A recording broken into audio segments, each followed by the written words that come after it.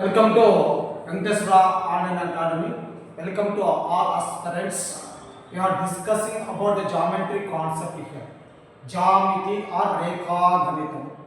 ఈ రేఖా గణితం అనగానే మీకు అర్థమవుతుంది, రేఖలతో ఏర్పడినటువంటి గణితం. అంటే ఈ రేఖ అనే పదంతో తీసుకొని మనం ఒక గణితాన్ని క్రియేట్ చేస్తున్నాం. ఈ రేఖా గణితాన్ని క్రియేట్ చేసినప్పుడు మనకు రావాల్సిన పదం ఏంటంటే ఫస్ట్ తలము. దీన్ని తీసుకోవాల్సి ఉంటే తలము అంటే నునుపైన చదునైన తలాన్ని లేదా ప్రాంతాన్ని తలము అంటే నునుపైన చదునైన ప్రాంతం అంటే it is the surface is the clean. Surface is the clean. So దీన్ని మనమంతా ఒక తలముగా తీసుకోవచ్చు. ఈ తలము అనే పదంలో మనం గమనిస్తే ఇక్కడ మనకు 2D అనేది వస్తుంది, 3D అని వస్తుంది. 3D వచ్చేసి మనం ఏమంటామంటే అంతరాళం. అంతరాళం అంటే దీన్ని ఏమంటారు ఆటోమేటిక్గా స్పేస్ అంటారు. స్పేస్. తలము అంటే ప్లేన్. 2D అంటే 2 డైమెన్షనల్ జామెట్రీ. రెండు మితులతో మాత్రమే ఏర్పడినది 2D. అంటే it will be form with that x and y axis. These are the two imaginary axes two axes a point. అంటే ఒక బిందువును నిర్ణయించడానికి మనం తీసుకున్నటువంటి ఊహాత్మకమైన ప్రాంతాలను ఏమంటారంటే x అక్షము y అక్షం. x అక్షము y అక్షం. రెనే డికాస్ అనేటువంటి ఒక గణిత శాస్త్రవేత్త ఒకరోజు తన ఇంట్లో ఉన్నటువంటి సాలెపురుగు స్థానాన్ని నిర్ణయించడం కోసం రెండు ఊహాత్మకమైనటువంటి అక్షాలు నిర్ణయించారు. That imaginary axis is called as a x-axis and y-axis. It will be is a horizontal, it will be a vertical to earth. అంటే సమాంతరంగా ఉన్నదాన్ని x అక్షం అని, వర్టికల్ లంబంగా ఉన్నదాన్ని y అక్షం అంటారు. ఈ రెండింటి మధ్య ఉన్న దాన్ని ఎంత కోణం ఉంటుందంటే 90 డిగ్రీల కోణం ఉంటుంది. ఈ రెండింటినీ కలిపేటువంటి బిందువును ఏమంటారంటే మూల బిందువు. Is called as a originated point. The originated point is goes to 0 to 0. originated point. ఇక్కడ ఒక బిందువును పెడతాం. బిందువు అంటే ఏమవుతుంది, ఒక చుక్క. ఈ చుక్కని మనం ఏమంటాం బిందువు, లేదా దీన్ని ఏమంటారు డాట్ అంటాం. అంటే it is a representation of A place. ఒక ప్రాంతాన్ని లేదా ఒక దాన్ని నిర్వచించడానికి పనికొచ్చేది బిందువు. ఈ బిందువులతో కలపబడే దానిని ఏమంటారంటే రేఖ అంటారు. Is a line. రేఖ అంటే line which is joining the 2 points on the plane. ఒక తలంలో రెండు బిందువులను కలిపే దానిని రేఖ అంటారు. ఈ రేఖకి ఏమవుతాయంటే ఆది బిందువు ఉండదు, అంత్య బిందువు ఉండదు. ఎప్పుడైతే ఆరో మార్కు పెడితే అది ఇరువైపులా పొడిగించడానికి అవకాశం ఉన్నది అని అర్థం. The lines is not having the end and start. Initial and end point. It will be produced any time, any side. So it is called as a line. ఇందులో ఉన్నటువంటి చిన్న భాగాన్ని తీసుకుంటే దీన్ని ఏమంటారంటే రేఖాఖండం. Is called as a line segment. A line segment which is having the 2 points. One is the initial point and one is the end point. అంటే ఒక రేఖాఖండం లైన్ సెగ్మెంట్ అనే పదాన్ని తీసుకుంటే ఇందులో ఆది బిందువు ఉంటుంది, అంత్య బిందువు ఉంటుంది. రెండు బిందువులను కలిపేటువంటి కనిష్ట దూరము రేఖాఖండము. ఒకే బిందువు కలిగి ఒక దాంట్లో ఆరో మార్క్ కలిగి ఉన్నట్లయితే అంటే ఇక్కడ ఇనిషియల్ పాయింట్ ఉంటుంది కానీ ఎండ్ పాయింట్ ఉండదు.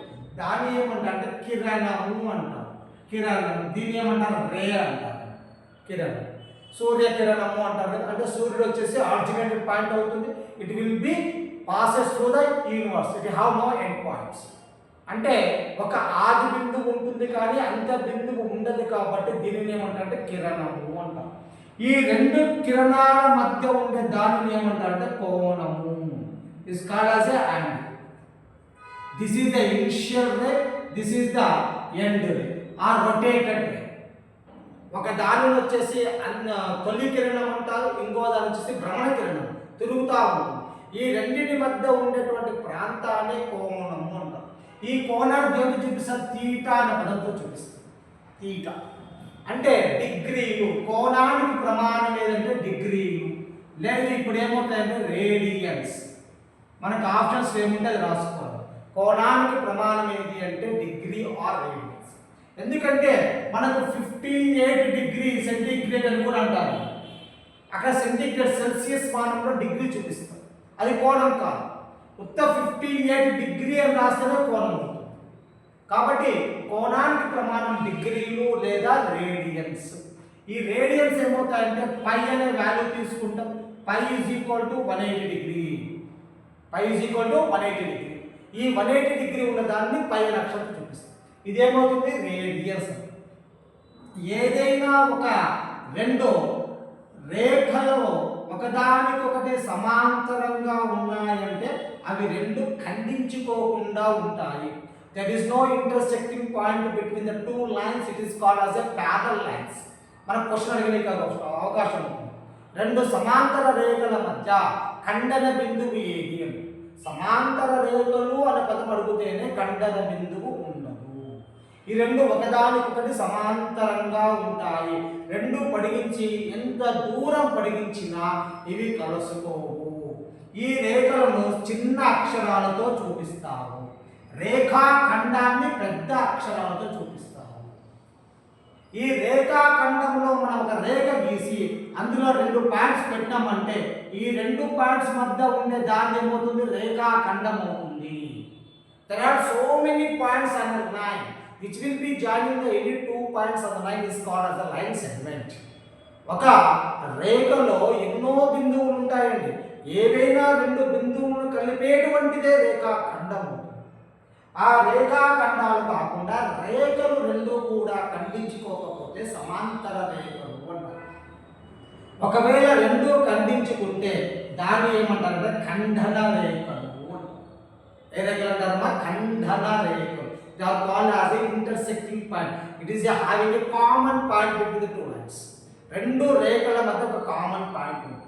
అప్పుడు ఇక్కడ వచ్చే కోణాలు రేఖీయ యుగ్మాలు అవుతాయి. కోణాలు అవుతాయి అంటే ఇక్కడ ఎంత కోణం ఉంటుందో ఇక్కడ కూడా అంతే కోణం ఉంటుంది. ఇక్కడ ఎంత కోణం ఉంటుందో ఇక్కడ కూడా అంతే కోణం ఉంటుంది. మొత్తం కోణాలు కలిపితే 360 డిగ్రీలు. అంటే ఇక్కడ కోణము అనే పదం తీసుకున్నప్పుడు ఇక్కడ వచ్చేటువంటి సిస్టమ్ ఏంటి అంటే ఒక్కొక్క డిగ్రీకి ఒక్కొక్క రకమైనటువంటి పేర్లు కలిగి ఉంటుంది. ఇవి బేసిక్ కాంపోనెంట్స్ ఆఫ్ ది రేఖాఖండం. జామెట్రీకి మూలం ఏది అంటే బిందువు, రేఖ, రేఖాఖండము, కిరణము, నెక్స్ట్ కోణము, నెక్స్ట్ ఏంటి సమాంతర రేఖలు, నెక్స్ట్ వచ్చేసి ఇంకోటి ఏమవుతుంది అంటే ఖండన రేఖ. ఇక్కడ మనం కోణము అనే పదం తీసుకున్నాం కాబట్టి కోణాల రకాలు, కోణముల యొక్క రకాలు. What are the types of the angles? If they are asked the bit is direct bit to your examination. మన పరీక్షలో డైరెక్ట్ బిట్స్ ఉంటాయి. ఎందుకంటే రేఖాగణితం అనే పదం 10th క్లాస్ వరకు మాత్రమే ఉంటుంది. ఎస్ఎస్సి స్టాండర్డ్ అంటే 6th క్లాస్లో బిగిన్ అయ్యి ఎస్ఎస్సి స్టాండర్డ్ వరకు ఉన్న బిట్లు మనం నేర్చుకోవాలంటే ఫస్ట్ బేసిక్ కాంపోనెంట్స్ ఉండాలి. ఇక్కడ 0 డిగ్రీ అంటే రెండు కోణాల మధ్య, రెండు కిరణాల మధ్య ఎటువంటి ప్లేస్ లేకపోతే దాని ఏమంటే 0 డిగ్రీ అని. అంటే రెండు కిరణాలు ఒకదానికొకటి ఏకీభవించినట్టుగా ఉంటాయి. రెండు కిరణాలు ఒకదానికొకటి ఏకీభవించినట్టుగా ఉంటాయి. మీరు గడియారంలో చూసుకోండి, 12 గంటల సమయంలో రెండు ముళ్ళు కూడా ఒకదానికొకటి ఏకీభవించినట్టుగా ఉంటాయి కదా. They are coincide. If they are coincide, the angle between the two lines are 0 degree. It is called as a శూన్య కోణము or it is called as a zero angle. Next వచ్చేసి దీని తర్వాత వచ్చేసి మనకు వచ్చే యాంగిల్ 90 డిగ్రీ. అంటే రెండు కిరణాల మధ్య లంబ కోణం ఉంటుంది. 3 గంటలప్పుడు 9 గంటలప్పుడు మీరు గడియారంలో చూస్తే కనబడుతుంది.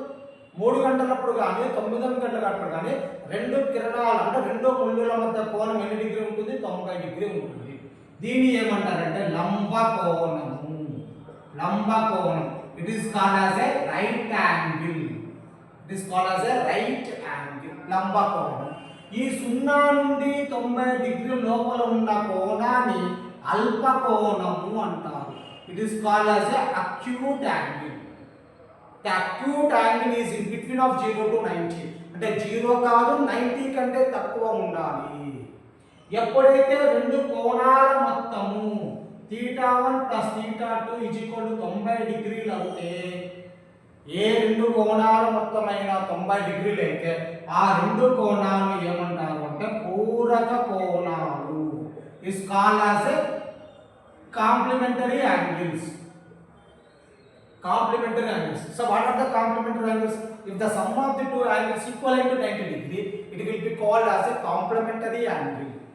ఈ 90 డిగ్రీల తర్వాత వచ్చేటువంటిది కోణం ఎంత అంటే 180 డిగ్రీ, అంటే ఈ స్ట్రైట్ లైన్ ఉంటుంది కాబట్టి దీన్ని ఏమంటారంటే సరళ కోణము. Is called as a straight angle. Straight angle వీటి మధ్య కోణం ఎంత ఉంటుంది? 180 డిగ్రీ ఉంటుంది. మన గడియారంలో గమనిస్తే కరెక్ట్గా 6 గంటల సమయంలో the stroke of 6 o'clock in our watch, it will be makes the angle of 180 degree. So they are in straight line. They are in straight line. సరళ కోణం. ఈ 0-90 నుంచి 180 లోపల ఉన్న కోణాన్ని ఏమంటారంటే అధిక కోణము. is called as a obtuse angle. 90 నుంచి 180 లోపల అంటే 90 ఉండకూడదు 180 ఉండకూడదు. The angle which is in between of 90 to 180, it is called as a obtuse angle. ఇక్కడ మళ్ళీ ఏం గుర్తుపెట్టుకోవాలంటే రెండు కోణాల మొత్తము 180 డిగ్రీలు అయితే ఆ కోణాలను ఏమంటారంటే సంపూరక కోణాలు. is called as a supplementary angles. Supplementary angles. If the sum of the two angles equal to 180 degree, the two angles are called as a supplementary angles. 180 degree అయితే ఈ 180 నుంచి 270 వరకు ఉన్నటువంటి కోణాలను అధికాంతర కోణాలు లేదా గురు కోణము అంటారు. అధికాంతర కోణము లేదా గురు కోణం. అయితే ఇది ఓల్డ్ టెక్స్ట్ బుక్ ఉన్నటువంటి సిస్టమ్ అండి. ఇప్పుడు కొత్త సిస్టంలో వచ్చేసి ఈ వాల్యూస్ అనేవి లేవు. 90 డిగ్రీ అనే పదం లేదు. సార్ 180 to 270 అధికాంతర కోణం అనే పదం లేదు. డైరెక్ట్గా 360 తీసుకుంటున్నాడు. ఈ 360 డిగ్రీ అంటే కంప్లీట్ రొటేషన్ విల్. ఒకటి పూర్తిగా భ్రమణం చేసినప్పుడు ఒక కిరణం అనేది మొదలుపెట్టిన కాడికే తిరిగి వచ్చినప్పుడు it's a complete rotation will be there. That is called as a సంపూర్ణ కోణము. Complete angle. సో కంప్లీట్ అవుతుంది. ఒక కంప్లీట్ అవుతుందంటే రొటేషన్ ఎన్ని డిగ్రీలు ఉంటుందంటే 360 డిగ్రీ ఉంటుంది. 360 డిగ్రీలు. ఇట్లా కంప్లీట్ రొటేషన్ జరిగిందంటే ఏ షేప్లో కనపడుతుంది? అది సర్క్యులర్ షేప్లో కనపడుతుంది, వృత్తాకారంలో కనపడుతుంది. సో వృత్తాకారంలో ఉండే లేదా వృత్తంలో ఉండే కోణం ఎంత అంటే 360 డిగ్రీలు. అట్లా రెండు కోణాల మొత్తం 360 డిగ్రీలు అయితే దాన్ని ఏమంటారంటే సంయుగ్మ కోణాలు, కాంజుగేటివ్ యాంగిల్స్. సహసానికాలు అనే పదం కూడా తెలియదు. సంయుగ్మ కోణాలు, పూరక కోణాలు, సంపూరక కోణాలు, సంయుగ్మ కోణాలు. పూరక కోణం అంటే రెండు కోణాల మొత్తం 90 డిగ్రీలు కావాలి. సంపూరకాలు అనగానే రెండు కోణాల మొత్తం 180 కావాలి. సంయుగ్మాలు అనగానే రెండు కోణాల మొత్తం ఎంత కావాలి? 360 డిగ్రీలు కావాలి. ఇవి కోణాల యొక్క సంబంధించినటువంటి విలువలు. ఇంకా ఈ రేఖాలతో ఏర్పడినటువంటి పటాలు, రేఖాఖండంతో ఏర్పడినటువంటి పటాలు ఏంటివి? ఇక్కడ మనకి ఇక్కడ నుంచి బిట్ అడగడానికి ఎక్కువ అవకాశం ఉంటుందండి. ఇవి కాస్త బేసిక్ బిట్స్ కాబట్టి అడిగితే ఒక బిట్ డైరెక్ట్గా పడుతుంది.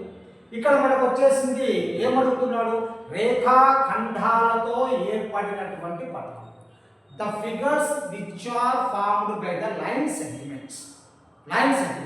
సో చూడండి, దీని పేరు భుజాల సంఖ్య అంటారు. ఫస్ట్ భుజాల సంఖ్య, ద నంబర్ ఆఫ్ సైడ్స్, దాని యొక్క పేరు, వాట్ ఇస్ ద నేమ్. దాంట్లో ఉన్నటువంటి కోణాల మొత్తము ఎంత, what is the alternative, sum of the internal angles. కోణాల మొత్తము ఎంత, what are the sum of the internal angles. So అంతర కోణాల మొత్తము ఎంత, అందులో ఉన్నటువంటి కర్ణాల సంఖ్య ఎంత, the number of diagonals in the figure. First ఏం గుర్తుపెట్టుకోవాలి? How many sides will be there to form a figure. ఒక పటం ఏర్పడడానికి ఎన్ని రేఖాఖండాలు కావాలి?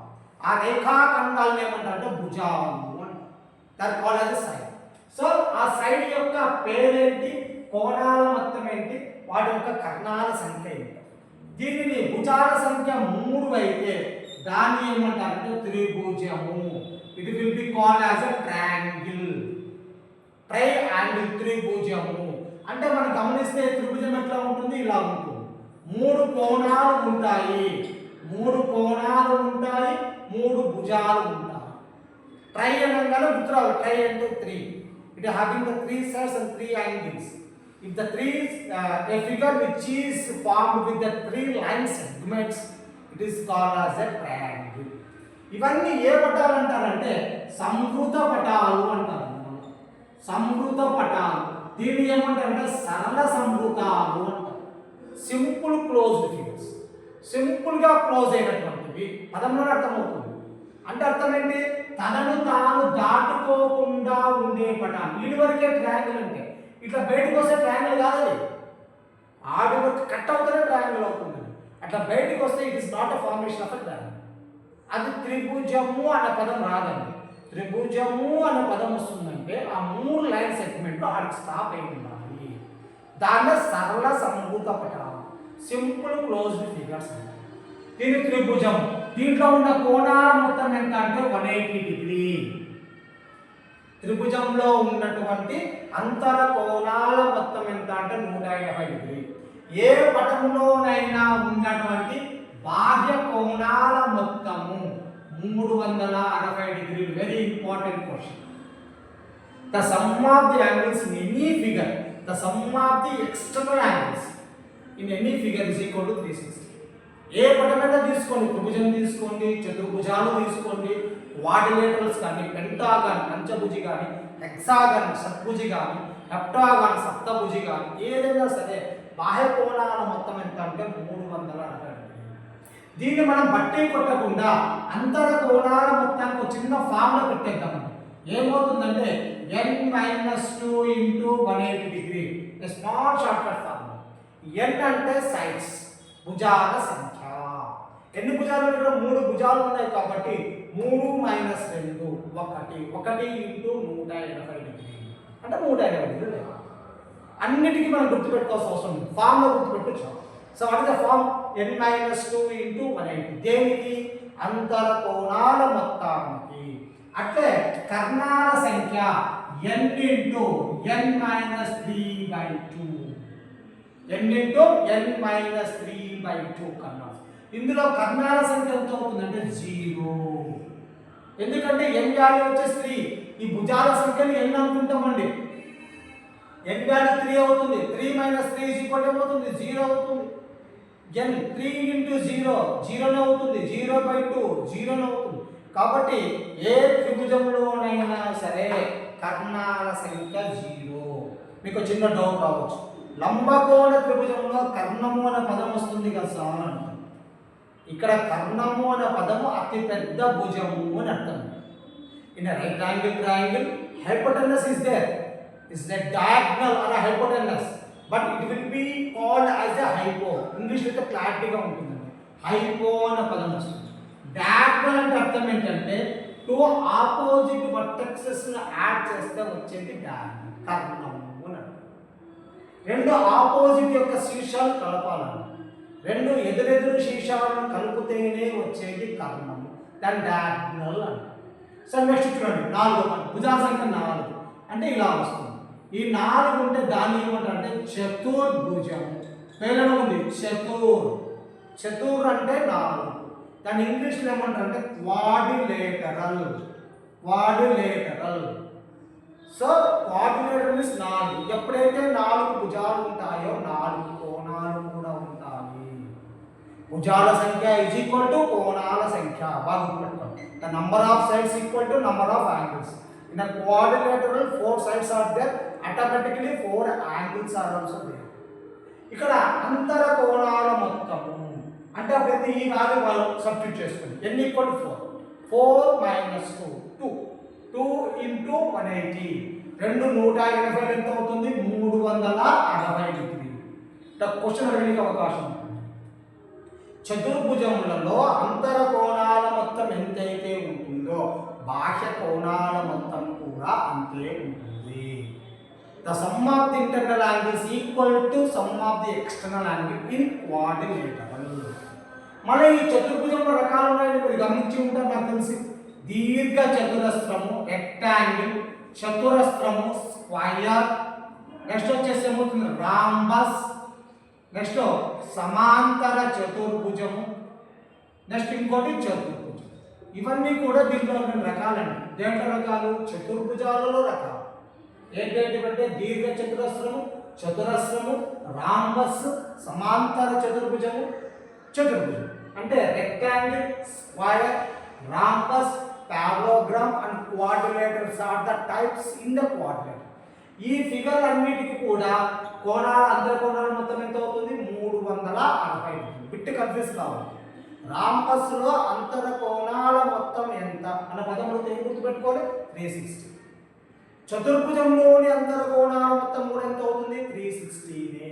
4 భుజాలతో ఏదైనా ఒక పటమి ఇచ్చి అందులో ఉన్నటువంటి అంతర కోణాల మొత్తము అనే పదం అడిగినప్పుడల్లా మీకు స్ట్రైక్ ఏం కావాలి? 360 డిగ్రీలు. ఇందులో ఉన్నటువంటి కర్ణాల సంఖ్య ఎంత? ఎంగాని 4 రాసుకుంటే 4 - 3/2, 2 1 జా 2 2 జా. సో ఎంత అవుతుంది? 4 3 పోతే 1, 2 1 2. సో ఏ క్వాడ్రిలేటర్లోనైనా సరే కర్ణాల సంఖ్య ఎంత అవుతుంది? 2. నెక్స్ట్ 5 భుజాలతో ఏర్పడేది ఏమవుతుందంటే 5 భుజాలతో ఏర్పడేదాన్ని పంచభుజి అంటారు. పంచభుజి, పెంటాగాన్.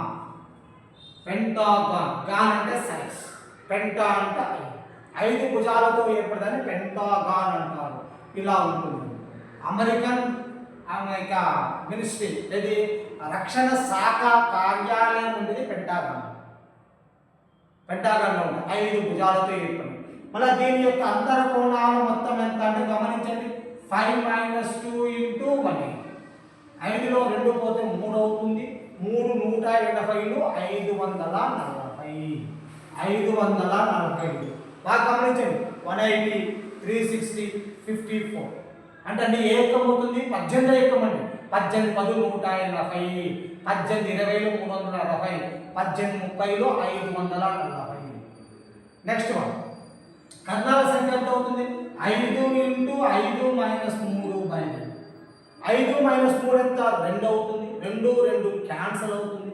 దాని వాల్యూ ఎంత అవుతుంది? 5. ఇది కూడా ఇంపార్టెంట్, ఎందుకంటే భుజాల సంఖ్య ఈజ్ ఈక్వల్ టు కర్ణాల సంఖ్య అవుతుంది. The number of sides equal to number of diagonals in which plane it is called as a pentagon, panchabhuji. Next R ఉన్న దాన్ని ఏమంటారు? షట్భుజి. షట్భుజి, షట్భుజి. Hexagon, hexagon. దీనికి 180 కలపండి. సింపుల్ గా ఎంత అవుతుంది అప్పుడు? 720. 720. ఇందులో కర్ణాల సంఖ్య ఎంత అవుతుంది? 6 × 6 - 3/2. 2 1 2. 3 × 3 దట్ ఈజ్ ఈక్వల్ ఎంత అవుతుంది? 9. సో ఎన్ని కర్ణాలు ఉంటాయి షడ్భుజిలో అంటే? 9 కర్ణాలు ఉంటాయి. 9 కర్ణాలు.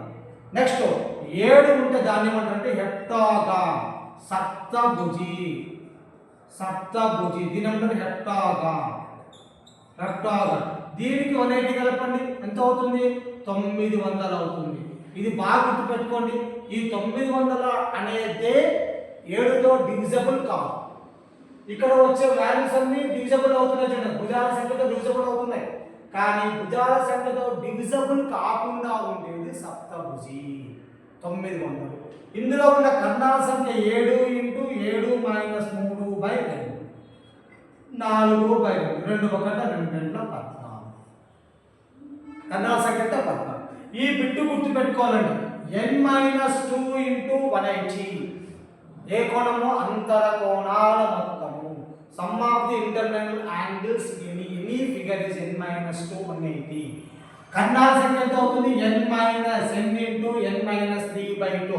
ఇందులో దీని మీద సంబంధించి లాస్ట్ ప్రీవియస్ FB బిట్ అడిగాడు. మనకు దశభుజి వరకే పేర్లు ఉన్నాయండి, తర్వాత పేర్లు లేవండి. అష్టభుజి అంటే 8 అక్టాగర్, నవభుజి అంటే 9 నవాగర్, దశభుజి అంటే 10 డెకాగర్. మీరు సింపుల్ గుర్తుపెట్టుకోవచ్చండి. తెలుగు యొక్క తిథులు ఏకాదశి ద్వాదశి రెండు తీసేయండి. త్రయోదశి నుంచి గుర్తుపెట్టుకోండి. త్రయోదశిని త్రిభుజి అయింది, చతుర్దశి చతుర్భుజి అయింది, పంచమి పంచభుజి అయింది, షష్ఠి షడ్భుజి అయింది, సప్తమి సప్తభుజి అయింది, అష్టమి అష్టభుజి అయింది, నవమి నవభుజి అయింది, దశమి దశభుజి అయింది. ఇంకా మనకి ఏకాదశ ఏకాద్వాదశ పదాలు మన మ్యాథమెటిక్స్లో లేవు. అలా అడగకుండా వాళ్ళు ఏం చేస్తారంటే భుజాల సంఖ్య ఇచ్చి కర్ణాల సంఖ్యను అడగడానికి అవకాశం ఉంటుంది. ఎందులో ఈ యొక్క ఫిగర్. ఇవన్నీ ఎక్కడ ఏర్పడుతున్నాయి? తలంలో ఏర్పడేటువంటి 2D figures. Geometry is mainly discussed about the 2D figures. ఓకేనా?